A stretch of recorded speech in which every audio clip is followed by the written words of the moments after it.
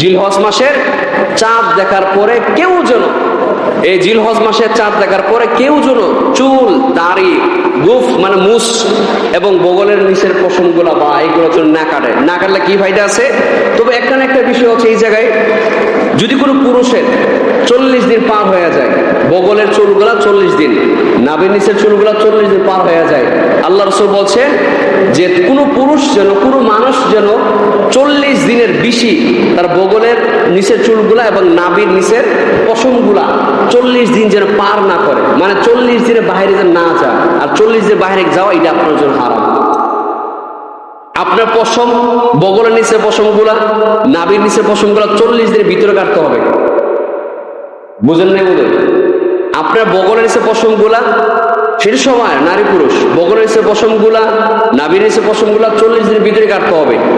অনেকে আমাদেরকে বলে যে যদি এগুলা না কাটে 40 দিন পরে নামাজ হবে কিনা। না, এটার সাথে নামাজের কোনো সম্পর্ক না। এটার সাথে সম্পর্ক হচ্ছে আপনার রাসূলের হাদিসে, যদি আপনি না কাটেন আপনার কবিরা গুনাহ হবে। 40 দিনের ভিতরে আপনার বগলের পশমগুলো কাটতে হবে এবং নাভির নিচের পশমের চুলগুলো কাটতে হবে 40 দিনের ভিতরে। আল্লাহ আমাদের সবাইকে আমল করার তৌফিক দান করুক, আমিন। সহিহ মুসলিম শরীফের 5015 নম্বর হাদিস, যে আল্লাহ রাসূল বলছেন, মান কানা লাহু যাবহুন ইয়াজবাহু ফাইদা উহিল্লা হালালু যিলহিজ্জা। আল্লাহ রাসূল বলছেন, জিলহজ মাসের চাঁদ দেখার পরে, জিলহজের চাঁদ দেখার পরে যাদের কুরবানি দেওয়ার সামর্থ্য আছে এবং যাদের নাই, তারা যেন জিলহজ মাসের চাঁদ দেখার পরে মুস, আপনার চুল, কোনো কিছু যেন সে না কাটে। বলেন, জিলহজের চাঁদ এই যে মঙ্গলবার থেকে শুরু হবে, সোমবারের দিন যাওয়ার পর থেকে আপনি ঈদের আগ দিন পর্যন্ত, মানে ঈদের নামাজ পড়া আগ পর্যন্ত আপনার চুল দাঁড় না কেটে থাকবেন। এখন যদি কোন মাস কাটে তাহলে সে একটা মুস্তাহাব, একটা আমল সে বঞ্চিত করলো। এটা অনেক ফজিলত। যারা করবে, এটা বাধ্যতামূলক করা হচ্ছে না, এটা একটা সুন্নাহ, এটা সুন্নত, এটা বাধ্যতামূলক না যে আপনার যদি চুল কাটেন আপনাদের নিষেধ, এরকম কিছু না। এটা একটা মুস্তাহাব, একটা আমল, করতে বলে অনেক সওয়াব। এখন সওয়াবটা কি? এই সওয়াবটা হচ্ছে আপনার তিরমিজি শরীফের 758 নম্বর হাদিসের মধ্যে নবীজি বলছেন, যারা জিলহজের চাঁদ ওঠার পরে চুল, মুখ, নখ এ জাতীয় যা কিছু আছে কিছু না কাটে, ঈদের সলাত পড়া পর্যন্ত তার আমল নামায় আল্লাহ রাস্তায় একটা কুরবানি করার সমপরিমাণ সব তার আমল নামে আল্লাহ দান করে দিবেন। এটা হচ্ছে মুস্তাহাব একটা আমল। এখন যদি কোনো মানুষ কাটে, এটা তার নিষেধ, আপনার সবটা থেকে বঞ্চিত আর কি। কিন্তু উল্লেখযোগ্য হচ্ছে নাভির পশমগুলা এবং বগলের নিচের পশমগুলো অবশ্যই 40 দিনের ভিতরে কাটবেন। এটা না কাটা হারাম, আপনার জন্য হারাম, এজন্য এটা অবশ্যই কাটবেন। মুহতারাম হাজিরিন, এই ছিল আমাদের জিলহজ মাসের কিছু অত্যন্ত গুরুত্বপূর্ণ আমলগুলা। আর যেটা সামনে আরেকটা শুক্রবার আছে, এই শুক্রবার আমরা 9 তারিখে রোজা রেখে আলোচনা করবো। এরপর হবে আমাদের ঈদের আইয়ামে তাশরিকের কিছু মাসালা, গুরুত্বপূর্ণ কিছু মাসালা আছে এবং কুরবানি কিছু শরীয়ত মোতাবেক কিছু মাসালা আছে, এই ব্যাপারে আমরা আলোচনা করব। এখানে আমরা চলে যাচ্ছি আমাদের কুরবানির আলোচনার ব্যাপারে। কুরবানি শব্দটা হচ্ছে আপনার কুরবানির শব্দ, এর আরবি হচ্ছে উদহিয়া। এর আরবি শব্দ কি? উদহিয়া। আল উদহিয়াতু অর্থ কি? কুরবানি। এখন উদহিয়া কাকে বলে? এটা নিয়ে একটা তাফসীরের মধ্যে আছে, কিন্তু তাফসীরে না যে আমরা সহজ বলিয়া দিই। যে পশুকে সকাল বেলায় জবাই করা হয়, বলেন, যে পশুকে সকাল বেলায় জবাই করা হয় এটাকে উদহিয়া বলে, এটাকে কুরবানি বলে। কি বলে? এখন কুরবানি কখন করবেন?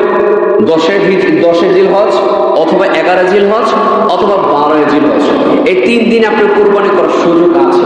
যদি কোনো মানুষ ঈদের দিন কুরবানি না করতে পারে তাহলে ঈদের পর দিন সে কুরবানি করবে। এরপর দিন যদি সে না করতে পারে তাহলে 12 জিলহজ কুরবানি করবে। এরপর আর কুরবানি করা সম্ভব নয়। 3 দিন আপনি কুরবানি করতে পারবেন।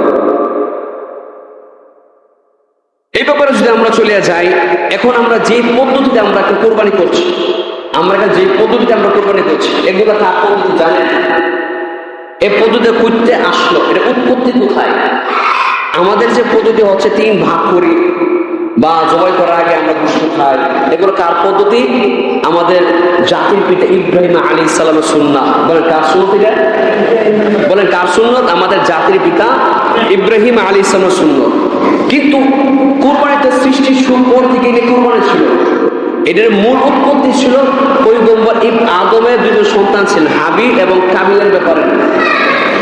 মূল উৎপত্তি ছিল হাবিল এবং কাবিলকে কেন্দ্র করে আমাদের কুরবানি ঈদের সূচনা সারা পৃথিবীর মধ্যে ছড়ে আসে।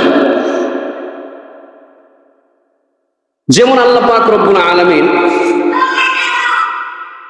সূরাতুল মায়েদার 27 নম্বর আয়াতে আল্লাহ বলেন, উতলু আলাইহিম নাবা আবনাই আদম বিল হাক্কি ইয ক্বাররাবা কুরবানান ফাতুকবিলা মিন আহাদিহিমা ওয়া লাম ইউতাকাব্বাল মিনাল আখার ক্বালা লা আকতুলান্নাকা ক্বালা ইন্নামা ইয়াতাকাব্বালুল্লাহু মিনাল মুত্তাকিন। সূরাতুল মায়েদার মধ্যে বলা হচ্ছে, আল্লাহ বলেন, মুহাম্মদ আপনি আপনার উম্মতকে জানান। কি জানান? এই আদমের দুইজন সন্তানের ঘটনা বিল হক, সঠিকভাবে আপনি উম্মতদেরকে এই ঘটনাটা আপনার শোনা। কেমন ঘটনা? ঈদ করবা কুরবানা, তাদের দুজনে আমি আল্লাহ রাস্তায় কুরবানি দিল, কুরবানি করবে। কুরবান মানে কি? কুরবান হচ্ছে আল্লাহ তাআলার নৈকট্য যে মাধ্যমটা আছে, যে বস্তু দ্বারা আল্লাহর নৈকট্য হাসিল করা যায়, এই বস্তুকে কুরবানি বলা হয়। এখানে আসেন, তাহলে এখানে বলা হচ্ছে তারা দুইজন ভাই আল্লাহ রাস্তায় কুরবানি করলো, কিন্তু ফাতুকবিলা মিন আহাদিহিমা, এই দুইজনের মধ্যে একজনের কুরবানি খুব গ্রহণ করা হয়েছে। ওয়ালা ইউতাকাব্বাল মিনাল আখার, অপরজনের কুরবানি আমি আল্লাহ কি করি না, গ্রহণ করি না। এরপর ক্বালা লা আকতুলান্নাক, তখন একজন বলল যে তোমাকে আমি অবশ্যই তোমাকে আমি হত্যা করব। আবার সে বলল ক্বালা ইন্নামা ইয়াতাকাব্বালুল্লাহু মিনাল মুত্তাকিন, তবে সে বলল নিশ্চয়ই আল্লাহ পাক রব্বুল আলামিন মুত্তাকিনদের পক্ষ থেকে কুরবানি গ্রহণ করে থাকেন। এখানে কে বলছে আমি তোমাকে হত্যা করবো, আবার কে বললো যে আল্লাহ মুত্তাকিনদের থেকেই গ্রহণ করে আসে? তার মানে বিষয়টা অর্থ একটু আমার কাছে একটু অস্পষ্ট, হালকা সাময়িকের জন্য অস্পষ্ট। এটাকে স্পষ্ট করতে হলে আমাদের তাফসিরে যেতে হবে। তাফসির কুরতুবীর 20 নম্বর খণ্ড 99 নম্বর পৃষ্ঠায়